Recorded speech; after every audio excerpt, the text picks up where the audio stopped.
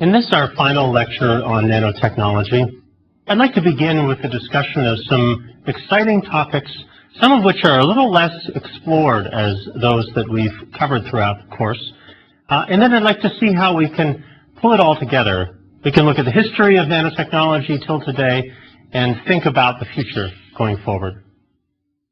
Let me start in on the first of one of a number of exciting topics that we haven't gotten to spend too much time on. In a way, what I'm going to describe is kind of an integration problem. The idea, it's sometimes called smart dust, and the idea is one where sensors could be everywhere. Sensors that we desire to measure properties of our environment, to monitor a vulnerable environmental enclave. There are military applications in which we would like to be able to send tetherless sensors into an environment to monitor what's going on there. The reason I call this an integration problem is because we have all of the building blocks in place already for this. We've talked in this course about methods of sensing, like optical detection, our ability to make cameras that are incredibly small, lightweight, low in cost, low in their power consumption. We've also talked in Shana's discussions about biosensors. We're able to detect biomolecules or chemicals in the environment. This is very relevant to industrial sensing or to learning information about our biological environment. We know that we're able to communicate information at vast information rates using the transceivers that are inside our cell phones, and we're able to do so in a very manageable way. And so building these sensor networks based on ubiquitous small sensing devices that are so low in cost you can imagine just kind of letting a powder puff of them into the air and having them land in the environment is something that in principle we should be able to do.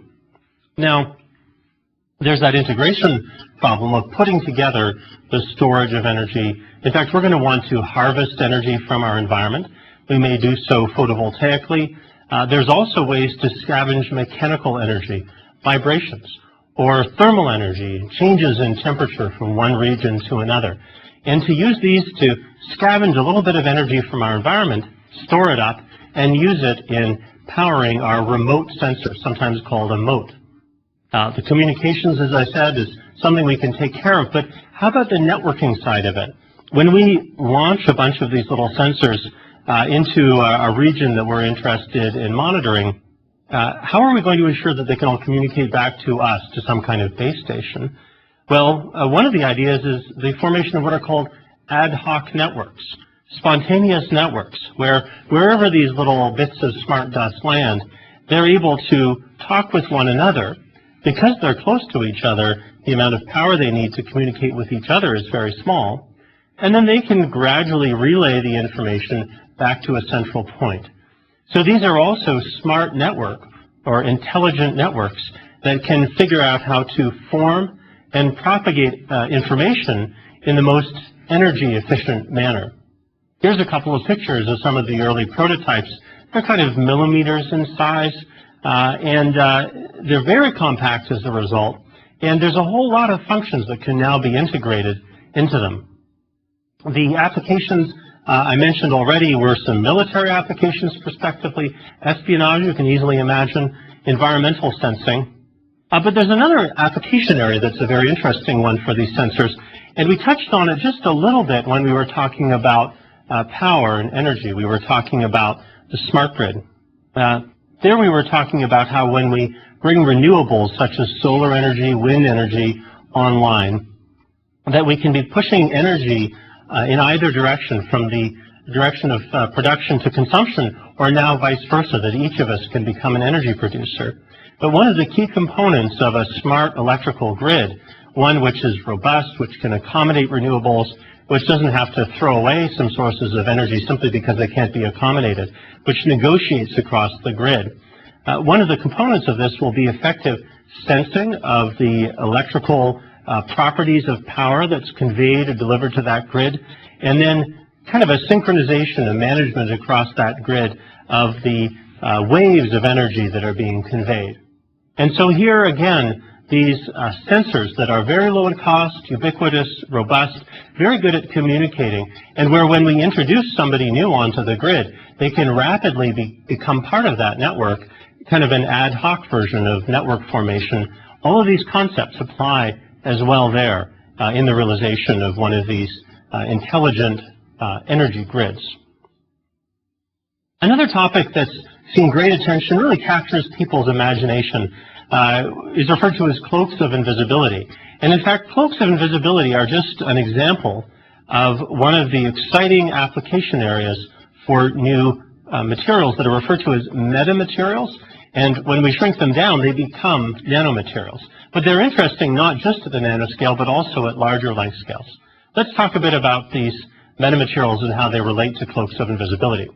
Here's the idea, that we can wrap an object that we wish to cloak in a material that essentially ensures that electromagnetic waves, such as light or also microwaves, will pass around it and then recombine as if the object was not there.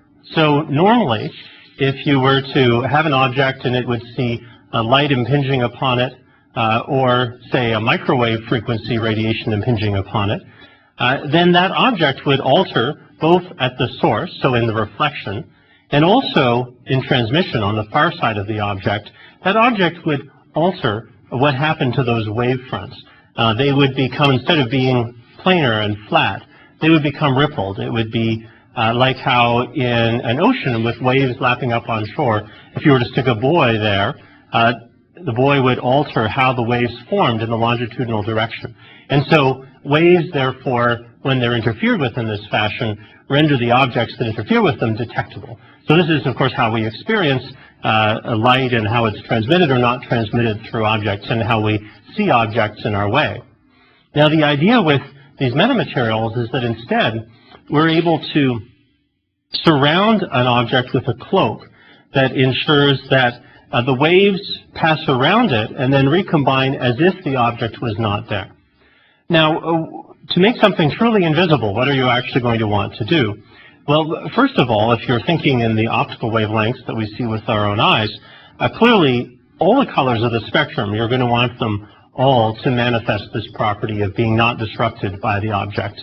Another is that you're going to want to ensure that not only does the shape of the waves, the optical waves that makes it around this object, combine and keep its structure and not be perturbed, we're also going to want to ensure there's no absorption. Metamaterials have made progress in this direction. By metamaterials, what we mean is artificial materials, entities where instead of just using a pure phase of one crystal or one metal or one semiconductor or one dielectric, a transparent material, we combine these together, often in a periodic structure or a partially periodic structure, and the ways in which electromagnetic waves propagate around them have their dispersion influenced. And by dispersion, a concept we talked about when we were discussing fiber optic communications, we mean how the behavior of this light depends on its frequency. So these metamaterials had initially been implemented at microwave frequencies. There's now been recent progress in building them and implementing them and utilizing them at optical length scales. But there are two challenges that remain not fully resolved. The first of these is that the way these dispersion properties are engineered, the way the frequency dependence of these behaviors are engineered, ensures that we can mostly do this essentially at a single frequency. So, for example, if you're interested in flying a plane through some airspace and you know what people may be looking at, what frequencies they may be using to look at you, if you can predict that they'll use a particular frequency of the electromagnetic spectrum, then you may be able to cloak relative to that frequency. But if, as when you think of visible wavelength applications in using our own eyes, if you're interested in being able to cloak something across the full visible spectrum, that's going to be much more challenging because these metamaterials are actually using dispersive properties, which are inherently narrowband, in order to guide light around their edges and have it recombine as if it were not disturbed. The other component that makes this metamaterials field in cloaking still challenging is the fact that there still is some loss, some absorption of light that occurs within these materials. And For the moment then, these remain detectable. That perhaps the shapes of the waves are kept as they were on the front side of the object, but the amplitude of the waves is not perfectly retained. And so there still is a means of detection. It's subtle, but there's a means of detection. So these challenges of bandwidth and loss will need to be addressed, and these are exactly the kinds of questions that researchers are continuing to work on. I wanted to talk about another very exciting area for the world of nanomaterials that has made great progress, but has yet to be fully drawn to a complete conclusion, commercial products generated and things like that. And I'll call this conformable and deformable nanomaterials. Let me describe a bit what I'm talking about. We've talked in this course about how semiconductors such as silicon are so capable in electronics. We've talked about how gallium arsenide is such a good material for light emission. In fact, it happens also to be an extremely good material for making a solar cell out of. We've discussed single-walled and multi-walled carbon nanotubes, which can be coated onto things. We talked about quantum dots. But often, we're interested in integrating multiple functions. We're interested in putting down an electronic device on silicon, combining it with, say, an energy harvesting device, such as one based on gallium arsenide, perhaps making a photodetector out of a third material, putting them all on the same substrate. Well, traditionally, semiconductor processing and growth have worked based on the process known as epitaxy, which we described in the solar lecture, where we were talking about triple junction devices, about growing perfectly lattice-matched crystals on top of one another. But now, this panoply of materials I just described don't even necessarily all have lattices. Some of them could be amorphous, some of them could be crystalline, some of them are of shapes that are even non-planar. And so it's not obvious at all how to use our traditional stacking of crystals on top of each other to build stacked heterostructures or heteromaterials. This is where a professor at University of Illinois at Urbana-Champaign, John Rogers, has made incredible strides and has really captured the world's imagination. Professor Rogers has come up with a number of ways to take really a diverse array of materials and first put them down onto a first template and then use a transfer printing process in order to transfer this layer onto another substrate. And he's able to do this many, many times. He's able to use repeated application of this additive process that use these soft stamps and these donor substrates that donate their materials that we've coated onto them and integrate them onto a stack to make a three-dimensionally structured, heterogeneously integrated material. He's able to combine in this way both rigid and flexible materials and devices. That combination is very powerful. In fact, it's caused a lot of people to question whether the need for nanomaterials for their flexibility alone is required, because what John Rogers has managed to do is integrate rigid materials onto flexible substrates, singulate them appropriately, and have them flex. And so he's shown that there's more than one way to build a flexible material if one uses some flexible thinking in assembling the entire stack of materials. And this has a whole diversity of potential application.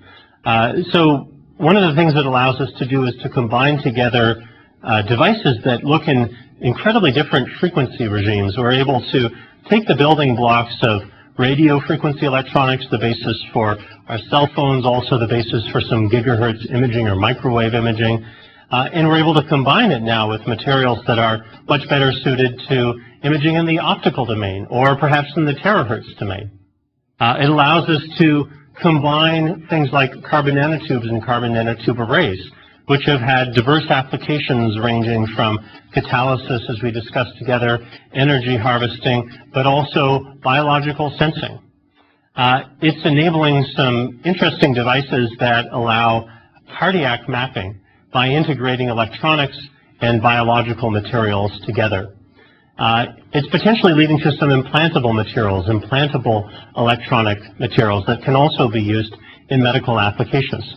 And so it really is changing the way we think about a world divided into the rigid and the flexible, but instead this strategy finds ways to integrate those things that are traditionally made on rigid substrates and puts them onto flexible substrates. In fact, the concept is potentially also very useful in solar energy harvesting because some of the most promising materials from an efficiency standpoint in solar energy harvesting are based on these more exotic compound semiconductors grown on a costly compound semiconductor substrate.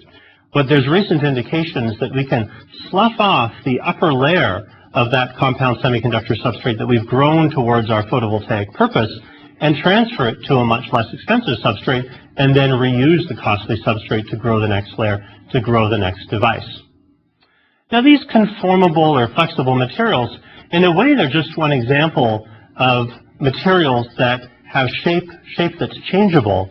And one of the more interesting concepts is to have materials having these shapes that are alterable, but where the materials also have a memory. In fact, these shape memory materials, such as shape memory polymers, are able to retain 2 or 3 shapes in their memory. And then we can switch them. We can tune them using temperature or an electric or a magnetic field or even light in order to alter their shape.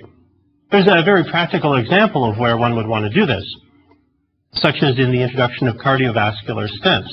Here the stent needs to be small, kind of in its condensed phase as we insert it along a vein or an artery, but then we want to expand it to prop it open and to leave it in place at the appropriate location inside the patient. And so in this case, the concept of using shape memory materials is very attractive, for it allows us to alter from the shape suitable to insertion to the shape which we will want it installed within the patient.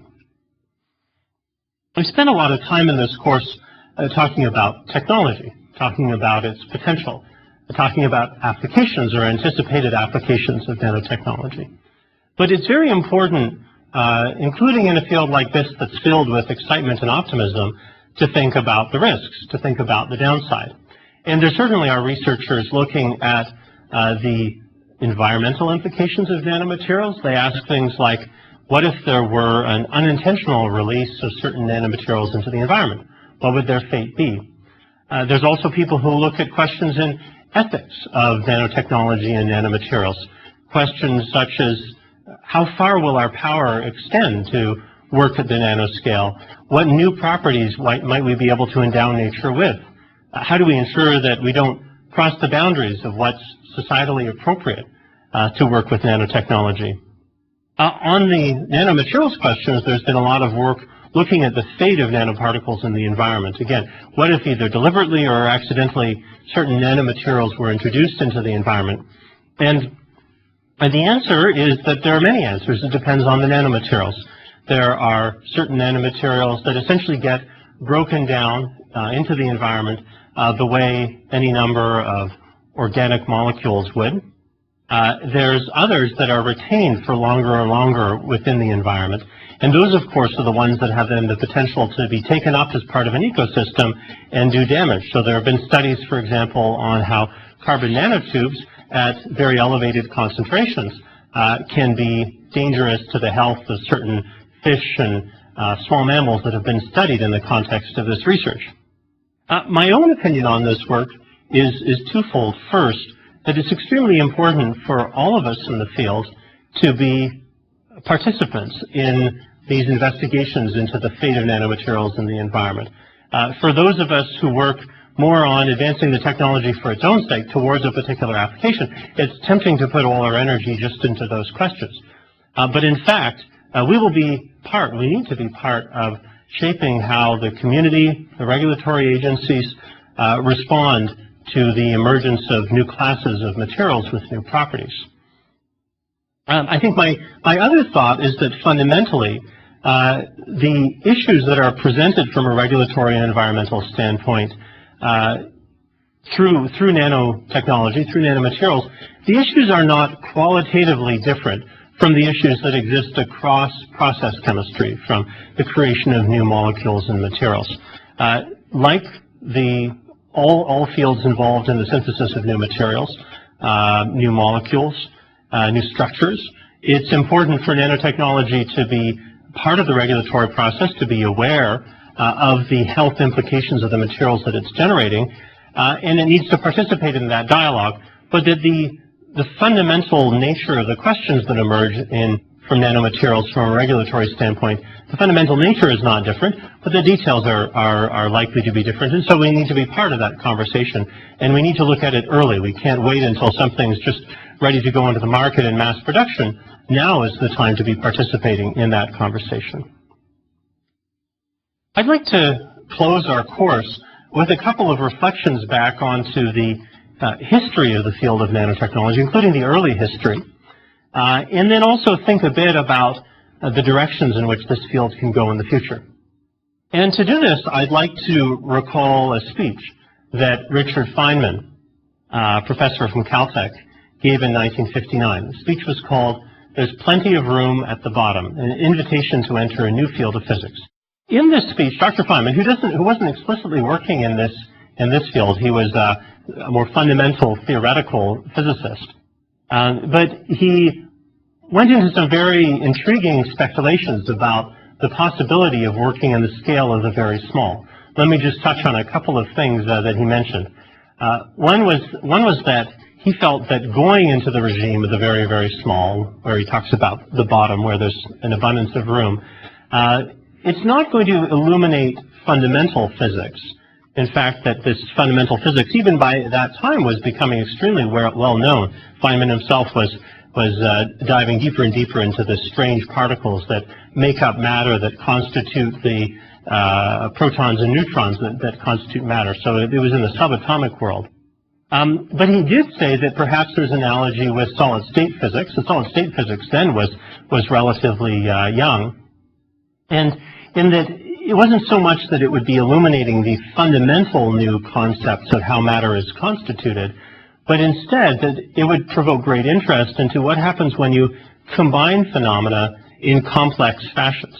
And I think that insight is very real, and in a way, one could consider nanotechnology simply to be the quantitative improvement in our dexterity in manipulating matter and turning it into more and more complex structures.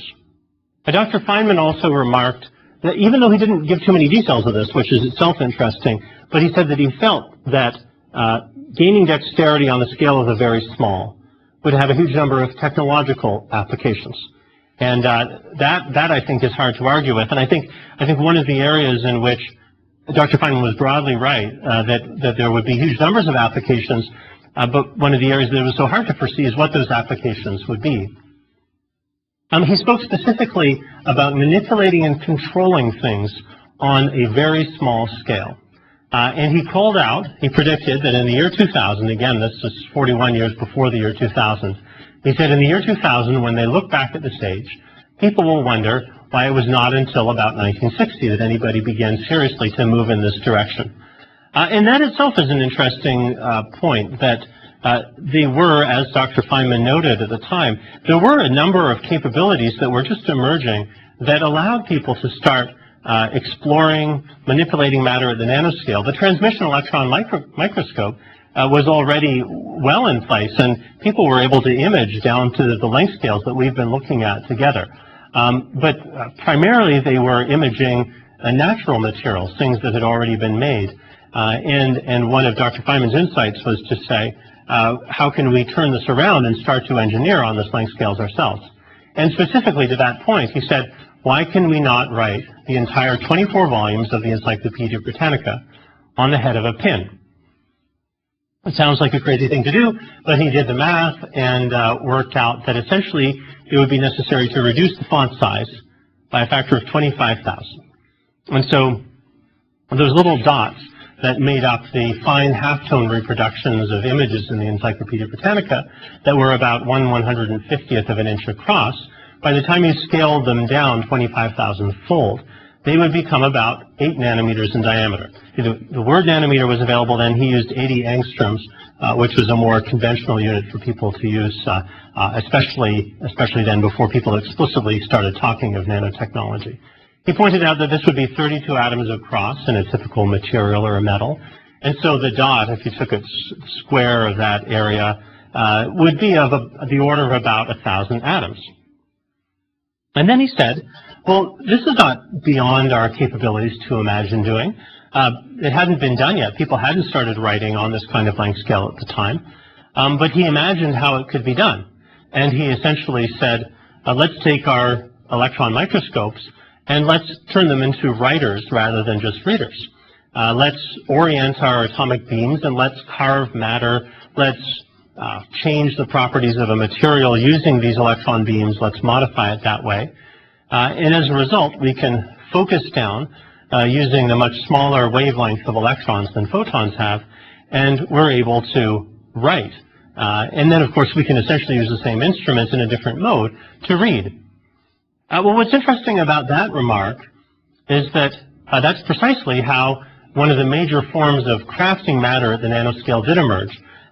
Electron beam lithography, which is one of the ways in which we get beyond the limits of photolithography, the resolution that's available there, the optical resolution, and into the electron resolution scale. That is achieved essentially by reversing the operation of an electron microscope into write mode instead of read mode. Dr. Feynman also talked about the role of DNA, the fact that when we get down to these length scales, and it seems so surprising that one could put all 24 volumes of the Encyclopedia Britannica on the head of a pin, but he then pointed out that DNA already was known to do the same thing, that the amount of information communicated there is very efficient from the point of view of utilization of atoms. So for one bit, one binary piece of information, one only requires about 50 atoms, whereas his modest proposal relied on 1,000 atoms per bit of information. So in that sense, he also anticipated that nanotechnology, as it evolved, would be gaining inspiration from what the biological had done, and that many of our checks or many of our reference points as to the potential of what we were doing would come from the world around us, that there would be proof points through the biological as to what one can do, the kind of control and resolution one can have. Another interesting point that he made is that a lot of the materials that were being worked on then in solid-state physics, they were based on very perfect crystals.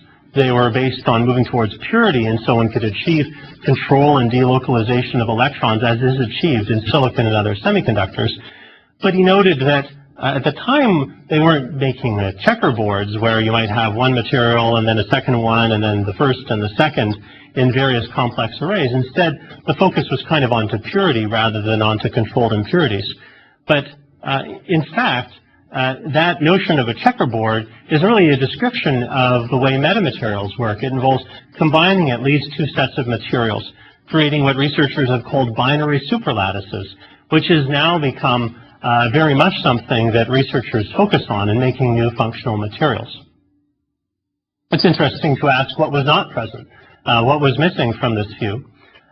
Well, I would say that Dr. Feynman's view certainly did start, if you like, from the top. He said there's plenty of room at the bottom, but he was starting from the macroscopic and wondering how we could take the Encyclopedia Britannica and write it on the length scale of a nanometer. And while he did certainly touch on DNA, an emergent phenomena, a material where the synthesis occurs starting at the nanometer scale rather than starting at the macroscopic scale, his focus was more on the top down.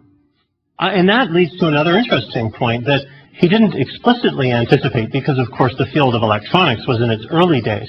In 1959, we didn't have these complex integrated circuits or even precursors to them. We were still at the age of perfecting the discrete transistors that would then be connected together to form electronic integrated circuits.